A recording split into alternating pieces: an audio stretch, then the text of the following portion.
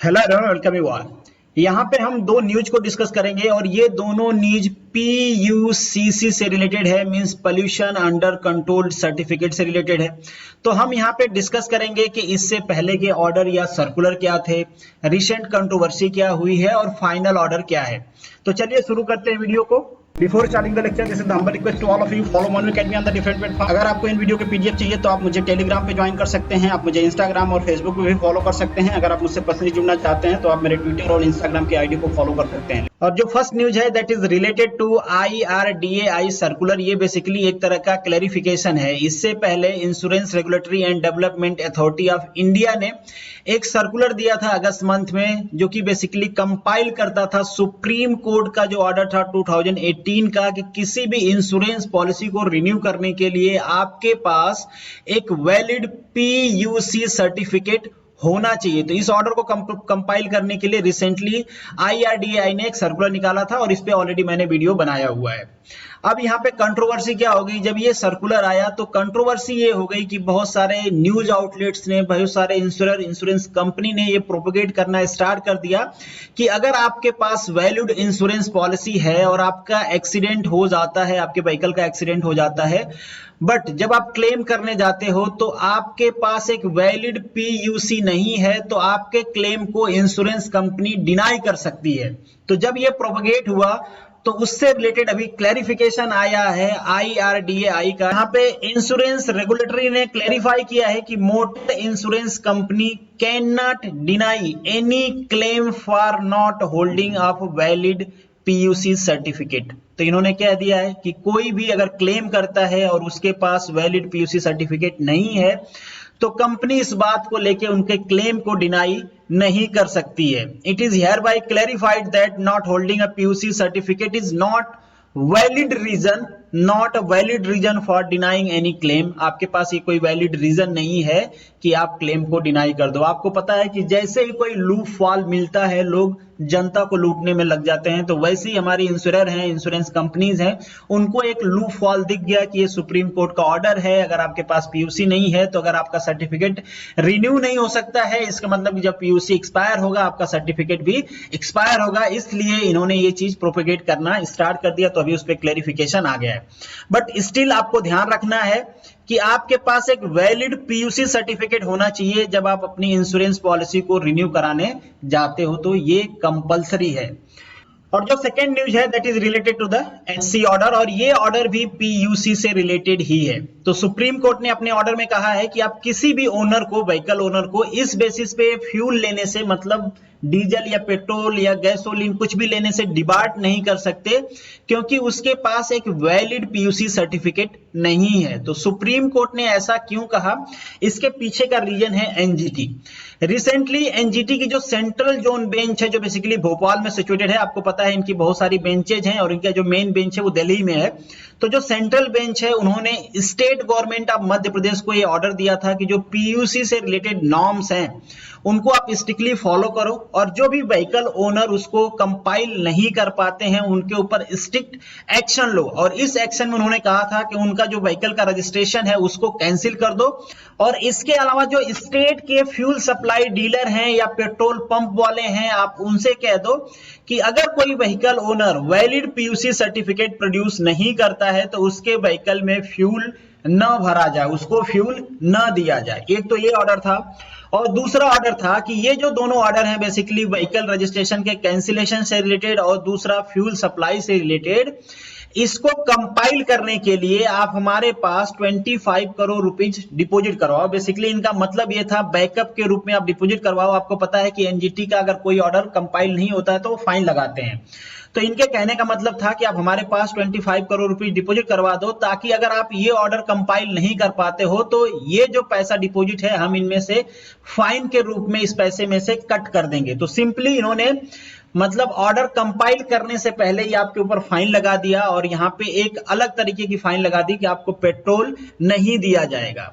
तो बेसिकली ये जो दो ऑर्डर थे एनजीटी का, इसको स्टेट गवर्नमेंट ने, मतलब एमपी की स्टेट गवर्नमेंट ने सुप्रीम कोर्ट में चैलेंज कर दिया। आपको पता है कि जो एनजीटी का ऑर्डर होता है उसको केवल सुप्रीम कोर्ट में चैलेंज किया जा सकता है, क्योंकि एनजीटी को हाई कोर्ट के इक्विवेलेंट माना जाता है। एक चीज और आपको यहाँ पे जानना है, और जो लोग मेरे पहले एनजीटी के लेक्चर्स देखे उनको पता होगा कि एनजीटी एक स्टैट्यूटरी बॉडी है, ये कॉन्स्टिट्यूशनल बॉडी नहीं है। जैसे कोर्ट क्या है, कॉन्स्टिट्यूशनल बॉडी है, वो अपने पावर कहां से ड्रॉन करते हैं, कॉन्स्टिट्यूशन से ड्रॉन करते हैं। एनजीटी अपना पावर एक्ट से ड्रॉन करती है, जैसे कि एनजीटी एक्ट है, ऑलरेडी हमने एनजीटी एक्ट को डिटेल में डिस्कस किया हुआ है। तो यहां पे कोर्ट ने कहा कि नो डाउट वहां पे हमारे पास एक स्ट्रांग मेजर होना चाहिए to protect the environment and air quality, but इसका मतलब ये नहीं है कि जो हमारे पास स्टैट्यूटरी रूल है, बेसिकली वो एक्ट की बात कर रहे हैं यहाँ पे, मोटर व्हीकल एक्ट की, कि जो हमारे पास स्टैट्यूटरी रूल्स हैं आप उनको कॉन्ट्राडिक्ट कर दो। यहाँ पे सुप्रीम कोर्ट ने कहा कि डेफिनेटली जो लोग इसको वायलेट करते हैं, प्रोटेक्शन एक्ट को जो लोग वायलेट करते हैं उनके ऊपर कड़ी से कड़ी कार्रवाई होनी चाहिए, बट वो अकॉर्डिंग टू दी लॉ होनी चाहिए, अकॉर्डिंग टू दी एक्ट होनी चाहिए।